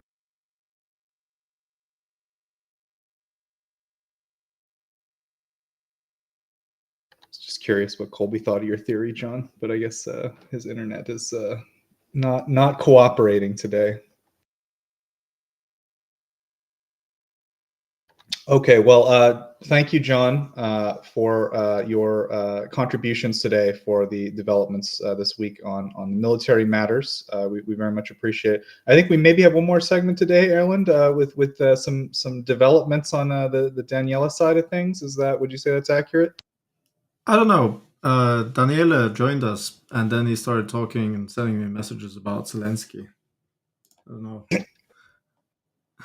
I don't know what he wants. Daniela, good evening. Hello, can you hear me? Yes. Oh, hello. Yeah, I was looking at the recent visit of President Zelensky to the front line, and I was essentially astonished by the vicinity, because some people identified roughly the location is, and looks like is less than a kilometer from the zero line, because his robot he was very close. Yeah, exactly. Was in some of these houses on the left, probably, and you can see that it's quite often there are FPV strikes also there. So hats off, because it's very dangerous area, that one. I mean, it's by any means safe. I mean, no civilian would be allowed there. So I think for his visit, I mean, his visit was very much appreciated by the soldiers who are serving in that area. I mean, even the road is incredibly dangerous. Yeah, I mean, you remember that road was very much contested for a while. I mean, especially from artillery, rockets, and FPVs. FPVs are still the biggest threat because they can arrive for a very long distance. So, of course, this was I think if there was any EW when he arrived was more than active. But I mean, still a very dangerous place to be, because we have seen many times EW failing to preventing FPV for attacking. So these are very historical. Danielle, I feel like we're burying the headline here. So we do have an update on your drone work, your fabulous drone work, which we've been sharing with the audience here. So I want to start with, like, maybe we should explain who Commission is. I think that's maybe important to this story. So, like, I don't know, Erland, do you want to maybe explain who Commission is to start with? Well, Alexander Commission was the head of the Ukrainian railroad company, Ukrsaliznytsia, for a long time. And then he was basically promoted to Minister of Strategic Industries. So very connected to the arms and defense industry. And yeah, he posted let's see here. Well, I would say it's a very official introduction, but I would just add that this guy, I would consider him one of the geniuses on the Ukrainian side that's emerged out of the full-scale invasion. Like, he kept the railway running to an extent that was pretty mind-boggling. Like, a lot of European colleagues I know were saying, like, Ukrainian railways runs more efficiently than ours, and they're getting bombed every day. I mean, he was working out how to run on, like, steam power if they had to, if Russia cut all the electricity, right? Like, he just was someone that had solutions to problems when a lot of managerial solutions that the Ukrainians were trying to deal with weren't working. And so there was some issues in the Defense Department, right? Like that. Let's not beat around the bush. There were things weren't happening at a rate that were necessary, and so Commission was basically put in there to sort it out. He was moved from that position that he had, where I think he was widely regarded as a very successful, administrator of the railway system, and he was put into this defense procurement in order to basically, I would say, to sort out the Ukrainian defense procurement sector. Would you say any of that's an exaggeration there, Ellen? I don't want to exaggerate. No, that was a very good description. Very talented young leader, and yeah, he's been, it shows that he's been successful because Ukrsalisnitsa is still going very well, and he kind of left that company in a very good state, and it seems like he's trying to fix up some of the issues in the weapons and defense procurement environment in Ukraine. That's so to say. And yeah, well, he posted basically this poster on his Twitter, which it's very nice that they sourced Tochnyi and Daniela's article. Yeah. Daniela, is there anything you want to say about that? Yeah, that was a surprise to me, because I have to say that I don't remember if it was you telling me about these, or was like a coincidence that you some probably about that. At the same point, I start to see people who follow me tagging me in that thread, and then I went there, and honestly, at the very beginning, I was thinking, okay, this is maybe a troll, but then so I was like not taking that very seriously. But then when I realized that was the actual minister, then I said, okay, cool. And I just replied to him like, dear minister, I'm going to send you by DM. I don't remember exactly the exact word. Oh, it's there, and the post is there. And then I just redirected him to the article on the website. And after a while, he sent me this reply that he was going to read it, and he did. So was very nice, a very nice interaction, and I never expected this to happen. And I think is one of the nice things of doing this type of work, because people really look at what you post, especially if you put dedication and attention to the details. So and also FPV drone, fortunately and unfortunately, is a very hot topic at the moment. So a lot of people are trying to scratch their heads to understand the level of threat, how to do better, how to prevent the enemy to overcome our movement. So it's quite a big topic now. Yeah, absolutely. Do you want me to share some of the new stats? Yeah, I mean, I think I sent you, because to understand that the analysis on FPV usage based on Andrew Perpetua data, which comes out every day. And some days are very much disruptive, because they may include hundreds and hundreds of strikes, and so your stats change immediately. So the stat that the article that the minister posted was old, and when the same day I gave him access to I gave him the address to our article, that evening that article was already partially old, because this was coming out. But I waited to release this to have a wider picture. And this plot is very important, because it shows us the total usage of FPV. Now, once again, these are the numbers that we see through analysis of video and other information that with Andrew is able with Geek to analyze, verify, and geolocate with pinnacle precision. I want to underline this, because the map that you find on the website is old for a reason. You can see the actual location that both sides I mixed for a reason, because I don't want to share too much information, but you can see the exact location of each strike. And if you look at this information of Andrew Perpetua, you will see that they match. You see what type of drone, where, and when. So this plot instead show us essentially the amount of drones, FPV drones used by both sides each month. Initially, this progression was pretty much linear, especially until December. December is a strange month for Ukraine. You can see that even in the linear fit, in this case is a quadratic function, but essentially you can see that December is a bit undertone, and we came to the conclusion that probably it's just delivery, so that they haven't been delivered many of the drones, or they had problem on other side, for example, commissioning warheads, which can be a problem. But then after, it completely start to fly, because you can see that we have not doubled, but we doubled the November data.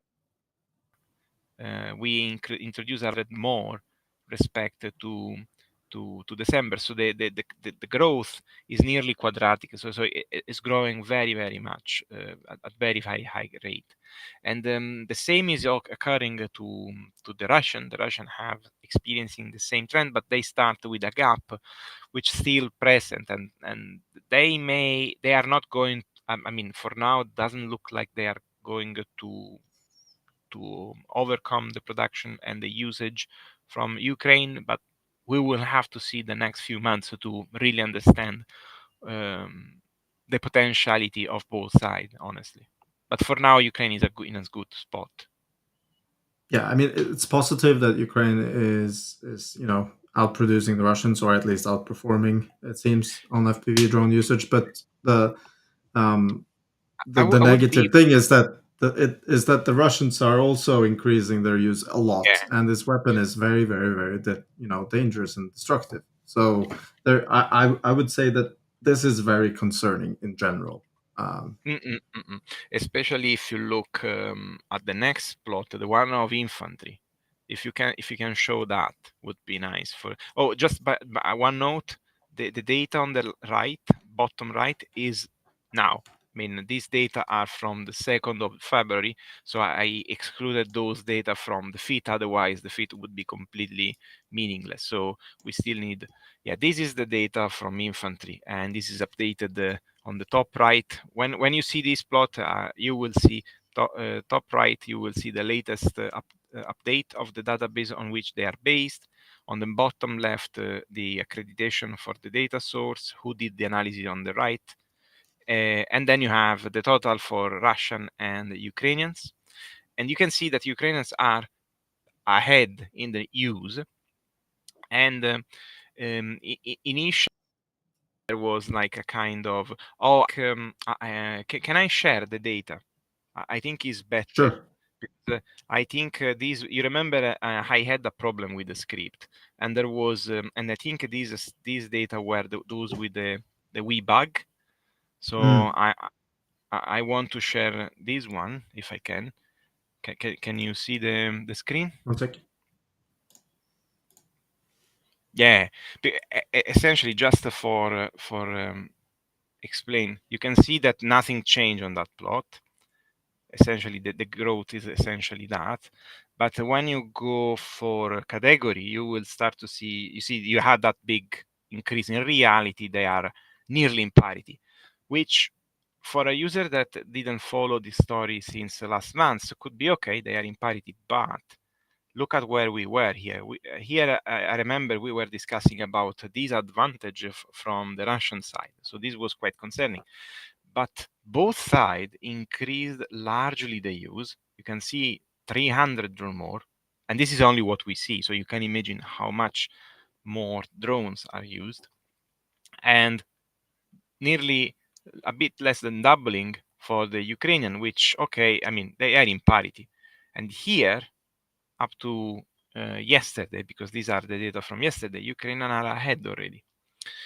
And another very important, and so this give you like a progression, how things are evolving.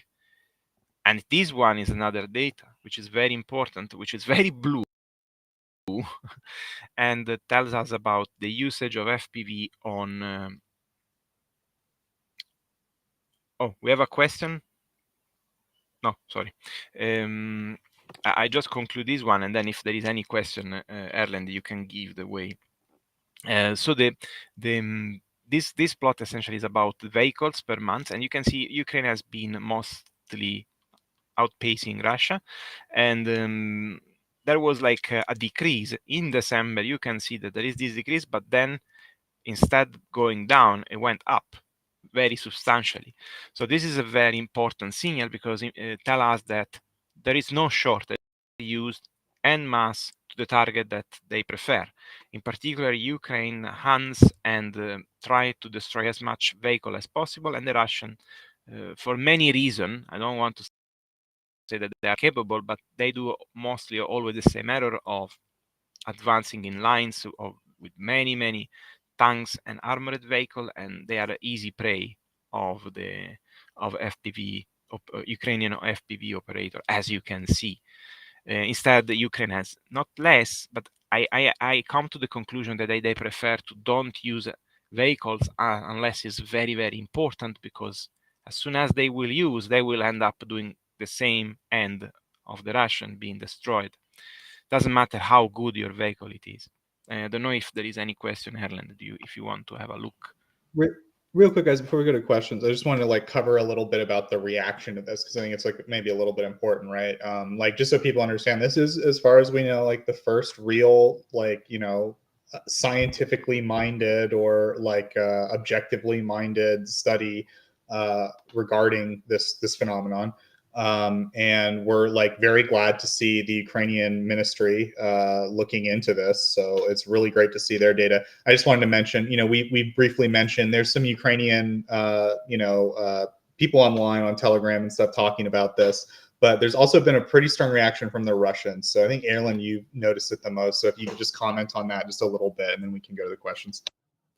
Yeah, so basically, well, Andrew just sent me a post from a Russian Telegram channel that had posted Daniela's research with some comments about, Ukraine being ahead with FPV usage. And yeah, well, there were some people were saying things like, yeah, I was at the front line recently, and it is all true that the Ukrainians have a lot of FPV drones. They're targeting everyone. They're even targeting individual persons, etc. And then, yeah, there was a lot of different comments, and eventually they were just really angry at each other for not either supporting the official line of the Kremlin, which is, saying that they have 100,000 FPV drones or something like this, and the Ukrainians have nowhere near the same.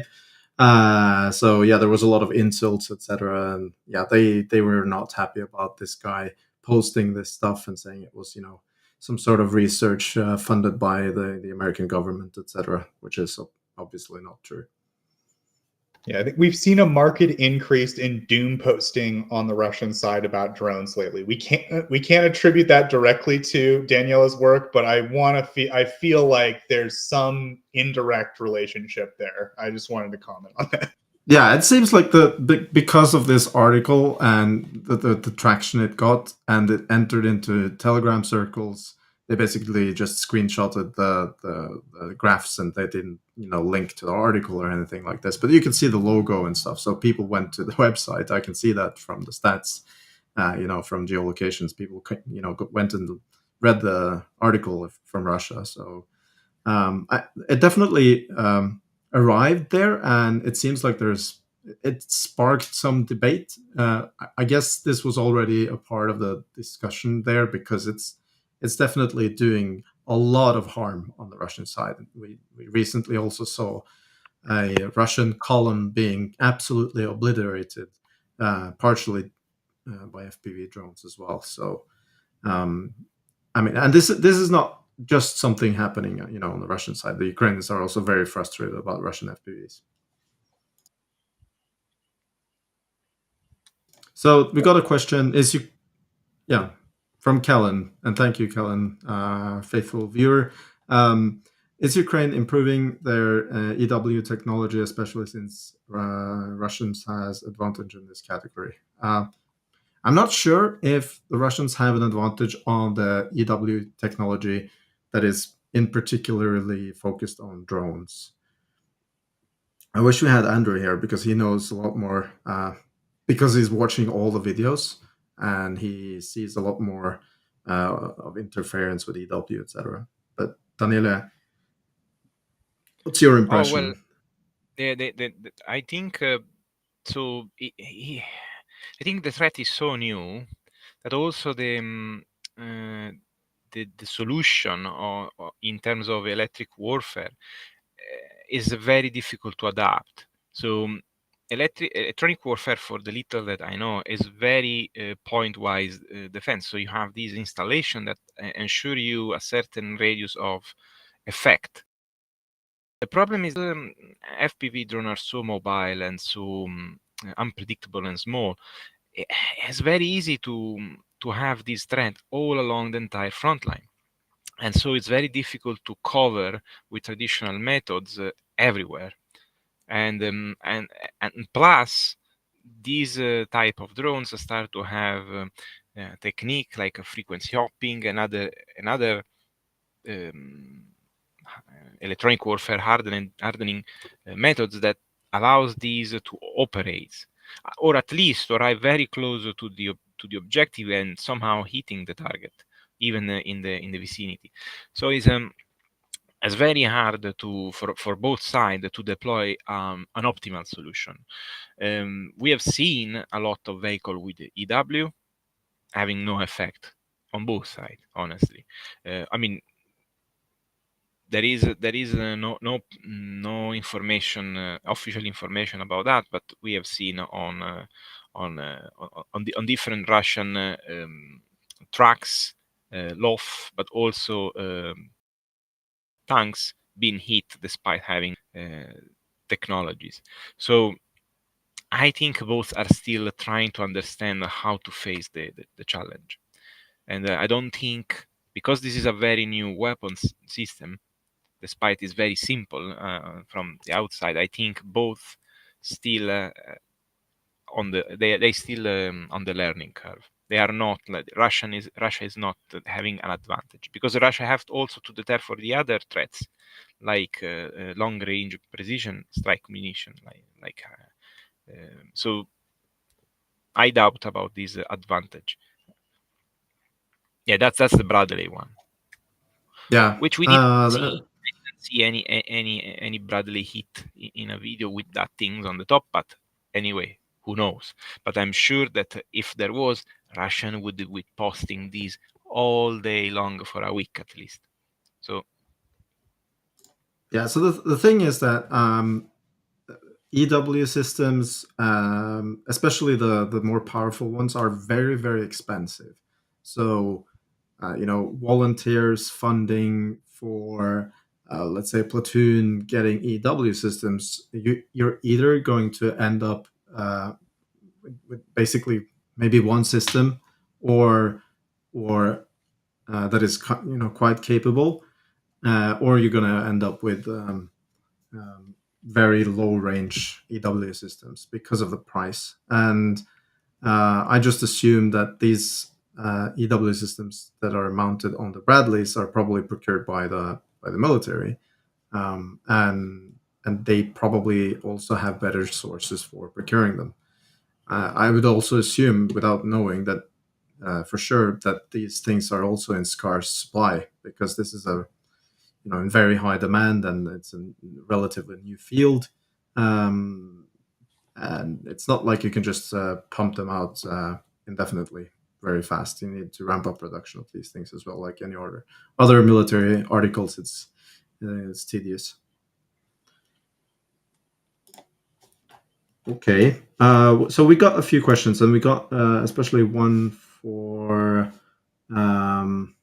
Colby.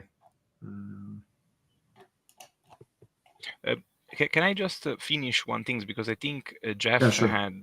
Yeah, I just want to finish to show another couple of graphs. I will be fast, but I just want to, because Jeff correctly say that he has some figure regarding the amount of drone, part of the drone that has been procured by one non-government aid to Ukraine.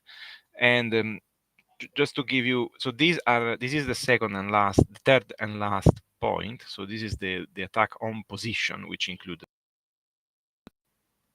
trails, houses, building in general. So as you can see, in January there was a very big gap, but then this gap is already at 74. I mean 74 and 59, and this is just the 3rd of February. So you can see how big the activity against static position is, and the reason is because hitting for both sides static position is very easy. It is a static position. However, for the Russian has become a kind of doctrine, because they tend to try to deny to the Ukrainians the possibility to defend by destroying whatever building, whatever position is there. In fact, many attack on trenches, sometime or on houses, are on position abandoned or not manned. But the Ukrainians are catching up very quickly as well. And just to give an overview, so this is what we saw. So since the beginning of this database, which was roughly August, let's say August, we have seen 4,456 FPV drone from Ukraine and 3,222 from Russia. So this is what of course end up behind our within our radar or end-user radar. So there is for sure stuff missing, but the most important thing to understand is that this is not to look at the exact figure on how many, but a trend to see who is using in a more systematic way, and also how. And this, for example, show us that both tends to hit infantry. Russia tends to hit more positions, at least at the moment, and Ukrainians are trying to attire the vehicle capabilities of the Russians. And here you have tank, BMP, but also special vehicle, I mean SPH, so self-propelled artillery, but also anti-air system. So they include also as well cars, loaf, logistic vehicle. So at some point I will try to do like a separation to explain. So to reply to Jeff that he produced this number, and I think it's not bad. I mean, for sure there is more than 7,000, and that's all for the moment. Thank you, Daniele. You're welcome. Yeah, so the question about for Colby was or John, but he's gone. So yeah, what is the status of all the 20 plus RST SLS launchers? I guess maybe also Germany Ukraine can answer this. Yeah, that's definitely a question for Germany to Ukraine. I don't track the Germany that closely. I rely on his excellent work for that. So I would defer to him on that question. All right. Yeah. I mean, there was a chance that you can answer it. So there have been 2 delivered so far, and 22 more has been pledged. I don't know what the problem is with the delivery, because just speaking over time, everything fine at your Sorry. point? Yeah. Okay. Just considering the time, there should be more deliveries to Ukraine, but there aren't. Nothing is confirmed, but my guess would be that there is a lack of interceptors. Because when we are speaking about the SLM batteries, this was most likely also the case, and they use Iris TSL missiles, which is basically an enhanced version of the basic Iris T air-to-air missile. And the SLM batteries, for example, also had to stay on the site at Deal, who is the manufacturer of the whole system, for about 1 month, one whole month, because presumably there weren't enough interceptors, because it's not enough to just have the system. You also have to have spare parts and missiles to deliver along with it. And I guess my best guess would be that's also the case with the SLS launchers, because Deere said they can currently produce around 500 missiles per year. They didn't specify whether we are just talking about SL missiles or just IRIS-T missiles in the basic version. But when it's just 500 a year, that's actually, I mean, they still improved, and it was much less before. But considering that all these aircrafts, I believe the Eurofighters, I hope I'm not mistaken, use IRIS-T missiles, and now also the SLS launchers, it's not much. In theory, other countries like so basically every country which uses these missiles for their fighter jet could give the missiles to Deere, and Deere would have to make a software patch on these so they can be ground launched via the SLS launchers. But if it's actually the case that they don't have enough missiles, nobody's doing it. So yeah, that would be my explanation on that one. Actually, I have a question, and thank you very much, Germinate, to Ukraine. I have a question for Colby. There's been a lot of talk about the Canadian pledge for an ASAM system to Ukraine, and I wondered if you've been looking more into that, because I think there's been a lot of misunderstandings about that pledge. Yes, I am looking into this. I've promised a thread about NASAMS procurement. I still intend to write it. I just have a lot of other things competing for my attention. I don't know when I'll actually get around to doing it. Hopefully I can work on it this week, and we'll see when I can get that written.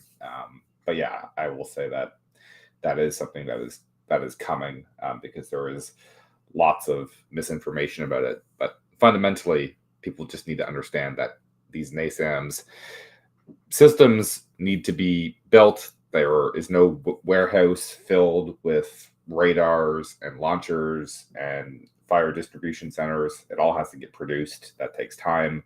There's a very long production queue for these systems. There's already a very large number of systems that have been pledged by the United States and Norway for Ukraine. So it was really, in my view, actually quite a bad idea for the Canadian government to make this commitment, because it wasn't going to help Ukraine at all in the short to medium term.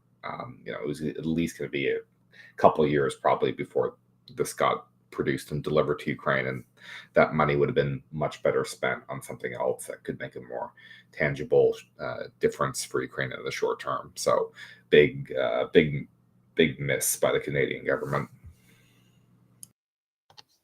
I actually have a question for you as well, Colby. John covered a lot today, so we kind of missed it. I think John maybe wanted to touch a little bit on the Greece stuff. I covered it in a very basic level on my news report, just that like more or less the U.S. and Greece agreed to an arrangement where the U.S. is going to give them priority on help the Greek military overall, and they've agreed to take some of this excess old equipment they have and give it to Ukraine. But did you guys dig up any specifics on that, or did you want to comment on that at all? Yeah, so I've written a bunch of tweets about this topic. The short story is that now that this large sale has been approved for Greece of the F-35s, and there's some other stuff that's supposed to be going to Greece as well through excess defense articles, and there's also some other aircraft that they're interested in procuring in the future. That has prompted Greece to be willing now to provide to Ukraine all of their old legacy Soviet air defenses, which there are a considerable number of. There's two S-300 PMU-1 batteries. There's, 50 tours, 20 or 25 tours. I have to find my thread that I wrote about this topic last year, or a year and a bit ago now. There's a bunch of OSAs as well. So quite a bit of Russian air defenses in Greek inventory that they've reportedly already withdrawn from service because it was getting difficult to maintain them, upkeep them, because it's hard. They can't source new spare parts from Russia, but certainly Ukraine could, because they're already operators of these systems, so they can receive them and cannibalize some of them if they need to, and probably get a lot of them into service. So we expect that sometime over the next several months, this equipment may make its way to Ukraine, and that'll be a much needed boost for their air defense capabilities. Thanks, Colby. Back to you, Erlen. Yeah, I think we're very close to the end of this this live stream, but I think we have a little preview. Do you want to do it, Joseph, or? I don't know what you're talking about. So if you could do it, please. Okay, I can do it. Sorry. Basically, Jonathan asked us to give a little preview of the fact that he is having a guest next Sunday at the same time. Right. And yeah, it's basically this the guy who made this film, To the Zero Line, and that film is available at tothezeroline.com. And next Sunday we're going to have the filmmaker on. Yeah, it's wonderful. So yeah, if people want to check that out, it'd be great. And yeah, we will have him on for an interview next week, or Jonathan will be interviewing him next week. So great news. Thanks, Alan, for that. It was basically a surprise to me too. This is my genuine reaction, because I remember we discussed this, but at the time I thought it was for this week. So I got in like this week mode, and then at some point I realized, oh, it's next week, and I was like, I got to worry about this week. So yeah, but it's great, and I'm very much looking forward to that interview. Jonathan's a great interviewer. We had him do lots of interviews for the podcast, but he's, people get busy, and we're all volunteers here, so it's great to see Jonathan doing an interview again. Try to get Ben on for some econ stuff at some point. Yep. So I guess that's it for this week.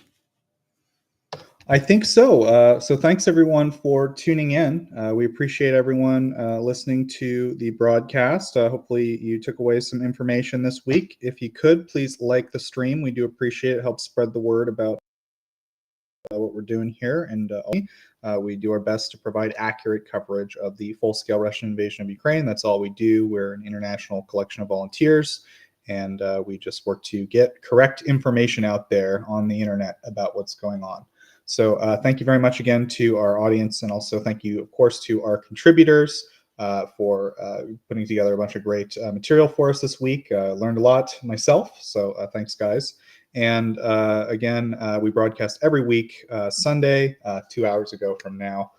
The VOD, of course, the video on demand, is also available if you guys want to catch that later, if you missed anything. And I'll do my best to edit some clips out and get the segments out in a more timely manner. So thanks everyone for tuning in, and we'll see everyone next week. Slava Ukraini. Heroям слава.